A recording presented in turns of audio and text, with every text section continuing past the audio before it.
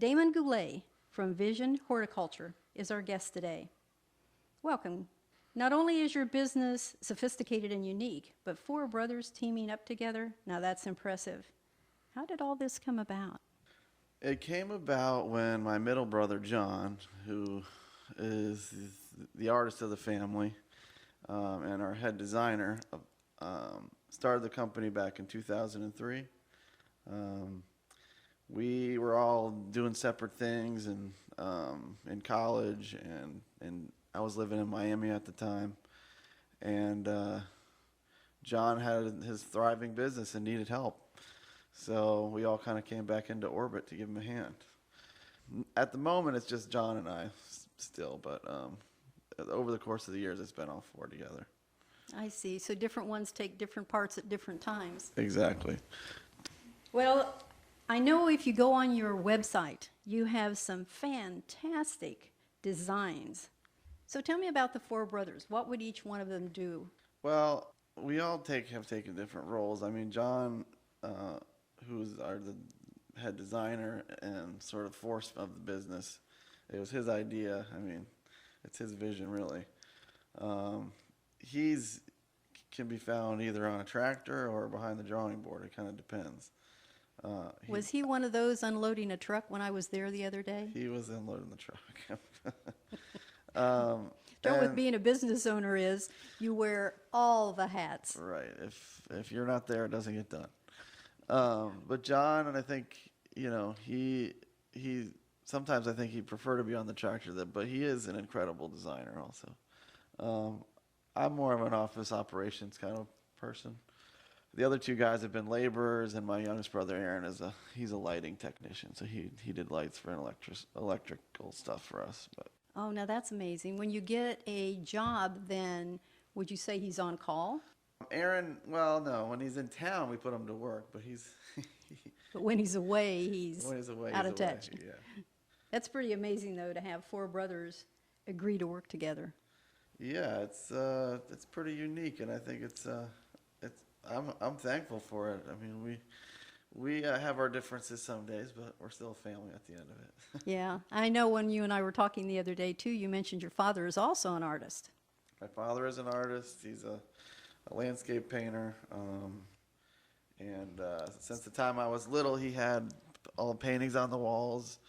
But he's also a beekeeper, and he has a house painting company as well. Oh, so he's very multitasking. He wears lots of hats or bee veils. What kind of projects have you done that you're really thrilled with? We work all over the county. We've done jobs all the way down to Miami. We've done jobs all the way up to Tampa. We've done jobs in Boca Grande. So what would you say is your biggest job, and what did it include?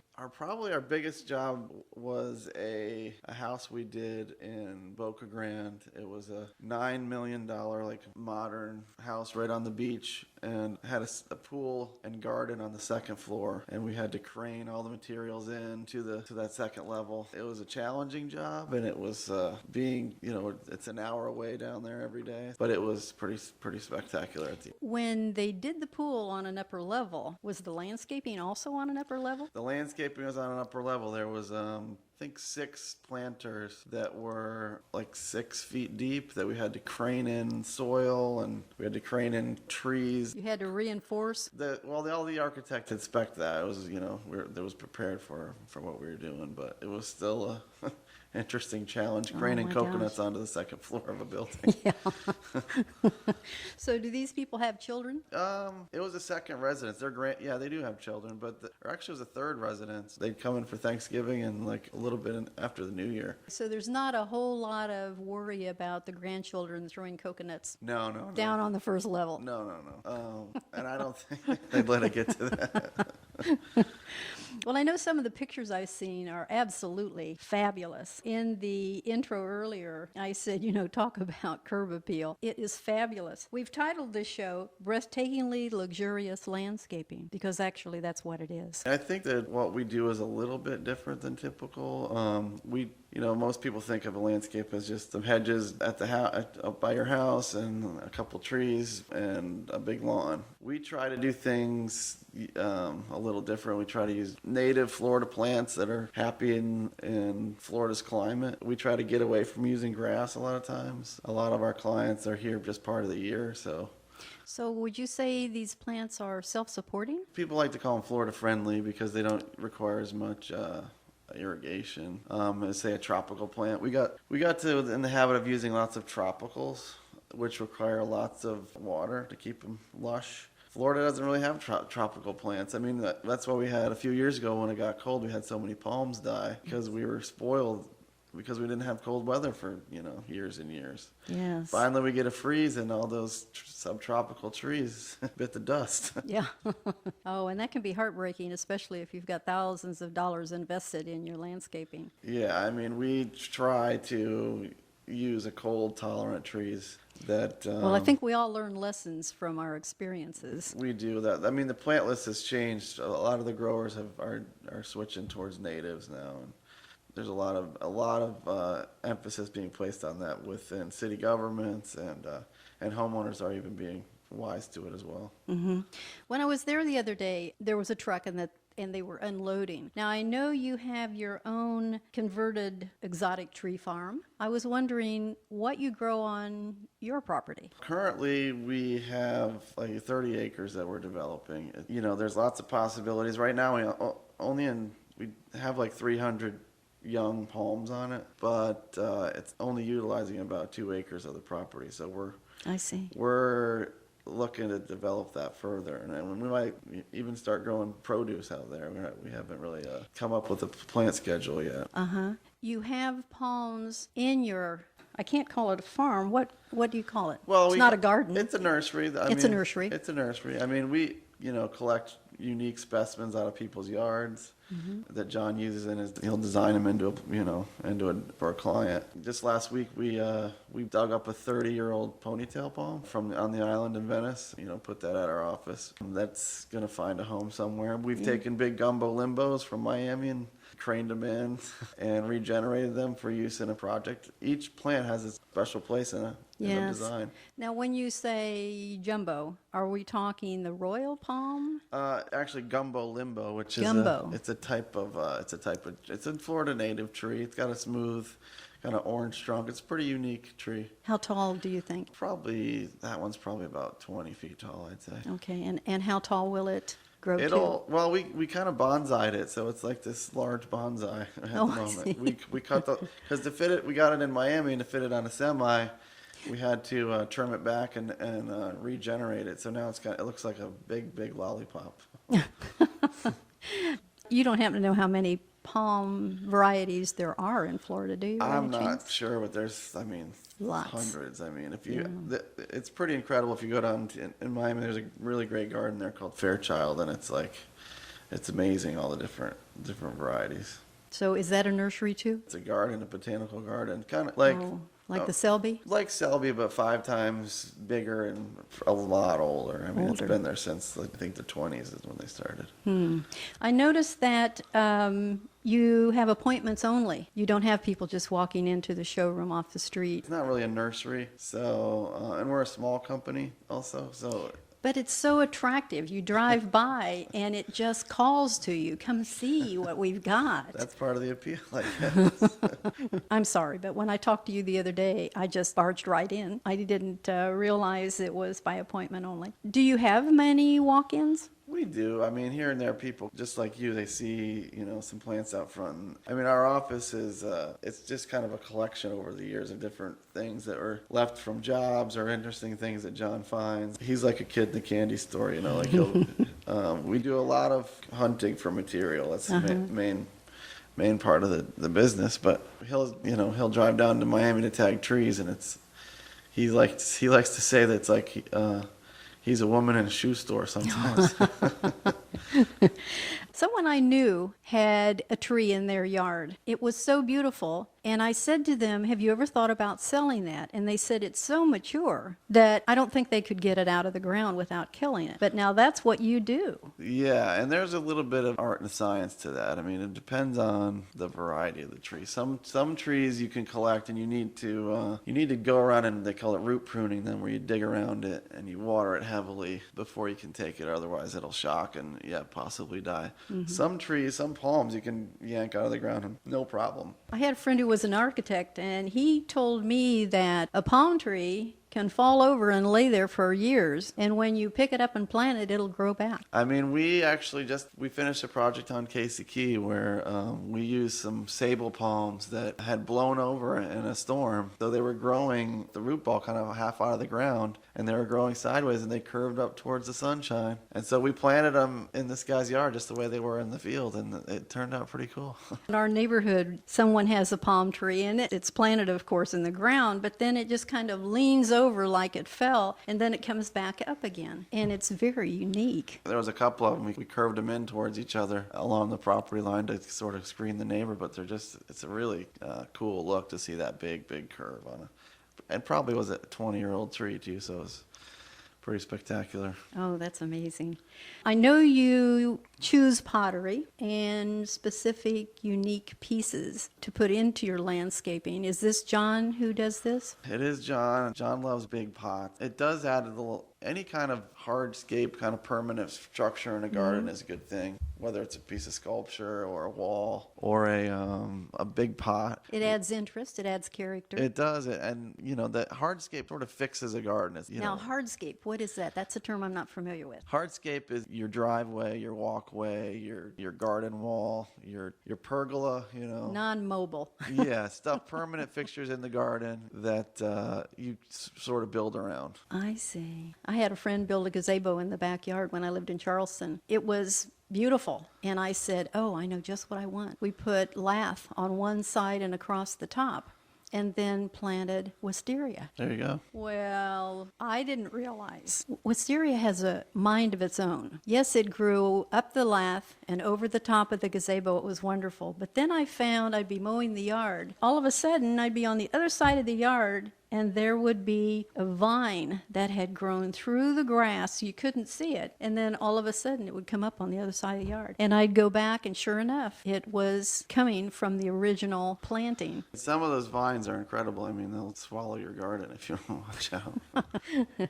Yeah, years ago, I had some property. There was a creek that ran 2/3 the way around, and my insurance man said, oh, there's a plant from Japan that has just come over, and it would be perfect there because it would cover the ground and it would never, it's just very hardy. I think he was talking about kudzu. The problem with using plants from other places is that sometimes those plants can take over and become invasive. I mean, there's a plant called Mexican petunia that's was in every nursery for a long time. But I think I've got some at home. And it ended up on the invasive species list because it just takes over and chokes out everything native. Really? There's a certain running bamboo that can get out of hand. Everybody knows about the Brazilian pepper. It's all around. I mean, those are invasive species from other places. That's why this Florida friendly is taking root, because it's good for to maintain Florida's plant species, and it also, these are plants that are originally from here anyway, so they thrive in Florida's environment. Yes. A little bit like the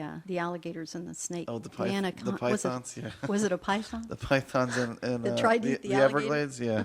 Talk about biting off more than you can chew. Exactly. Do you have any projects coming up? I mean, we always seem to stay really busy. It doesn't take much to get us busy. It's my brother and I. We got 6 people that work with us, plus our one girl in the office. We have a couple interesting projects coming up. We have one right in the Oaks at the moment we're doing for a client that we've worked for. John actually did his landscaping back in the 90s, and now you're starting to get repeat business. And he's called us back in, and we've been doing shell concrete lately, which is instead of just your boring old concrete driveway, we take shell and glass and we put a coating on the top of the concrete, and it just turns out really nice. Now that's for outdoors, right? Outdoor, yeah. So, but it's similar to terrazzo? It's like unground terrazzo. So we take different shells and we broadcast them throughout the top, and we trowel them in, and we spray a retarder on the top of the concrete, so that top top layer really doesn't Protects it. harden. And then we spray it off the next day, and all those shells are exposed. Oh, I see. And so you have this really interesting, mosaic of shell and glass. And Yes. we even put these glow stones in it. Like, remember when you were a little kid, the stars that you'd stick on your ceiling to glow? They make big chunks of that now. So that you throw those in the concrete and they light up at night. And they pick up the light. pretty, Oh my gosh. It's pretty cool. How clever. My gosh, it seems like there's so much new technology. What is striking you as really unique and new? The interesting thing is really in lighting is LED, the use of LED lighting. It doesn't require the power that it used to. That these lights don't heat up like they used to. You can put them in trees and not worry about harming the tree. They're in any color you can think of. We renovated a pool and put a spa in for a client. We put this LED light that changes colors so it can be purple and green. And it's really interesting. Has a continuous rainbow effect. Yeah, you can change whatever color you want it to be. Lighting is really a unique thing that can be. It can change your whole garden at night is amazing. It can change what it looks like at night. All right, let me ask you this. When you advertise, you don't advertise with an ad in the newspaper. How do you advertise? How do you market your business?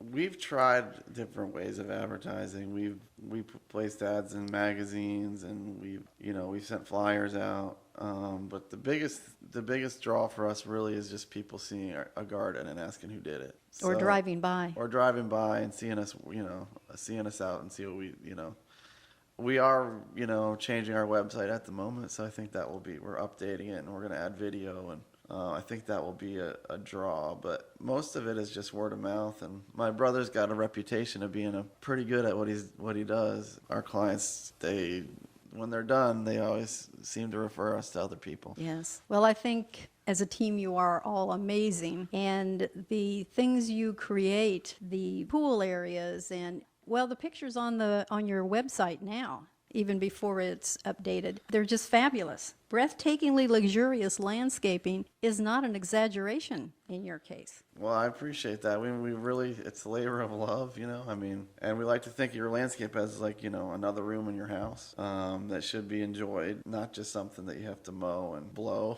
but actually a place that you can spend time. Now, I know you, undoubtedly, you're working in the Oaks. Would you consider your business high dollar, or can the average person take advantage of your talents? Yeah, we will work for food. We're not really particular. We of course we appreciate the higher end client, but we also can do a lot with a smaller budget. It just kind of depends on what you're looking for. But we pride ourselves in picking the best materials we can for whatever budget. A lot of times the smaller jobs are just as gratifying. If a potential client is interested and they call you, can you give them a range of rates, or do you pretty much have to see what they've got and what you need to do? Yeah, it's a lot of times people call and they know what they kind of want to do, but they usually don't know how much it costs. Mm-hmm. It's rare that we have a client that says, all right, guys, go to town. We've had a few, but it's rare. But yeah, it's how it starts is just with the idea and with the design. We're called Vision Horticulture for a reason. That we have a vision, and we'll try to achieve that vision, whether you got $1,000 or $100,000. Yes. Oh, how wonderful. We've been talking today with Damon Goulet from Vision Horticulture in Nokomis, Florida. You may visit their showroom by appointment, calling 941-488-8907, or contact them by way of their website, www.visionhorticulture.com. You're on Facebook? We do have a Facebook site, but the best way is really just to go on our website. Just go on the website. Yeah. Very good. Well, thank you so much, Damon. I really appreciate you coming and talking to us today. Thank you, Nancy. I appreciate it.